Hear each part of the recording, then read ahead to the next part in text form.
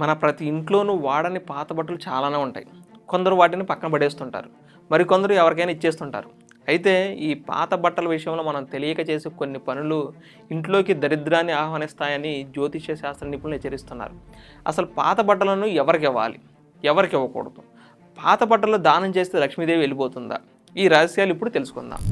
ముందుగా మనం గమనించాల్సిన అతి ముఖ్యమైన విషయం, ఇంట్లో మాసిన బట్టలను అంటే మురికి బట్టలను పోగు చేయడం. చాలామంది బట్టలు ఎక్కువ అయ్యే వరకు వాటిని ఒక మూట కట్టి ఇంట్లోనే ఉంచుతారు. శాస్త్రాల ప్రకారం ఇలా మురికి బట్టలు ఇంట్లో ఉండటం వల్ల లక్ష్మీదేవి ఆ ఇంట్లో ఉండడానికి ఇష్టపడదు. దానికి బదులు దరిద్ర దేవత వచ్చి తిష్ట వేసుకుని కూర్చుంటుంది. బట్టలు మురికి వాసన వచ్చే వరకు అస్సలు ఉంచకూడదు. పరిశుభ్రత ఎక్కడైతే ఉంటుందో అక్కడ మాత్రమే మహాలక్ష్మి కొలువై ఉంటుంది. బట్టలు ఉతికే విషయంలో కూడా కొన్ని ఖచ్చితమైన నియమాలు ఉన్నాయి. సాయంత్రం వేళలో లేదా చీకటి పడ్డాక బట్టలను అస్సలు ఉతకూడదు. కేవలం ఉదయం లేదా మధ్యాహ్నం సమయంలో మాత్రమే ఉతకాలి. ఎందుకంటే బట్టలను సూర్యరశ్మి తగిలే చోట ఆరేయడం వల్ల వాటిలోని బ్యాక్టీరియా నశిస్తుంది. నీడలో ఆరేయడం వల్ల బట్టలు ఉక్కిన వాసన వచ్చి అది నెగిటివ్ ఎనర్జీని పెంచుతుంది. అలాగే ఒకసారి వేసుకున్న బట్టలను ఉతకకుండా 2-3 రోజుల పాటు మళ్ళీ వేసుకోవడం వల్ల అనారోగ్య సమస్యలతో పాటు ఆర్థిక ఇబ్బందులు కూడా కలిగే అవకాశం ఉంది.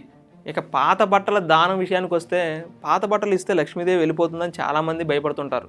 కానీ ఇది కేవలం అపోహ మాత్రమే. ఎవరైనా బట్టలు లేక ఇబ్బందుల్లో ఉంటే వారికి మన పాత బట్టలు ఇచ్చి ఆదుకోవడం అనేది ఒక గొప్ప సాయం. ఆ సాయం మనకు తిరిగి పుణ్యాన్ని, మంచిని చేకూరుస్తుంది. అయితే ఇక్కడ ఒక చిన్న వ్యత్యాసం ఉంది.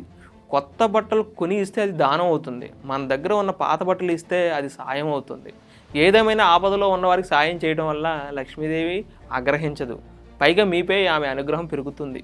కాబట్టి మీ పాత బట్టలను పారేయకుండా అవసరమైన వారికి ఇచ్చి సాయపడండి. కానీ మీ ఇంట్లో మాత్రం మురికి బట్టలు పేరుకోకుండా జాగ్రత్త పడండి.